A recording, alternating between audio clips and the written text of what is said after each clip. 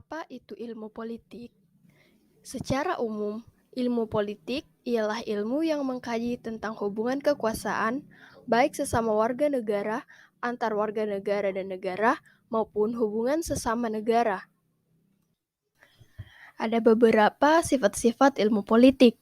Yang pertama, menentukan prinsip-prinsip yang dijadikan patokan dan yang diindahkan dalam menjalankan pemerintahan. Yang kedua, mempelajari tingkah laku pemerintah sehingga dapat mengemukakan mana yang baik, mana yang salah, dan menganjurkan perbaikan-perbaikan secara tegas dan terang. Yang ketiga, mempelajari tingkah laku politik warga negara itu, baik secara pribadi maupun sebagai kelompok.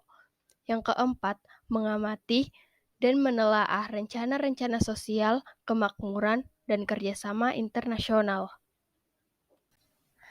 Aspek-aspek ilmu politik. Yang pertama, ilmu politik dilihat dari aspek kenegaraan. Adalah ilmu yang mempelajari negara, tujuan negara, dan lembaga-lembaga negara sebagai hubungan negara dengan warga negaranya dan hubungan antar negara. Yang kedua, ilmu politik dilihat dari aspek kekuasaan. Adalah ilmu yang mempelajari ilmu kekuasaan dalam masyarakat, yaitu sifat, hakikat, dasar, proses, ruang lingkup, dan hasil dari kekuasaan itu.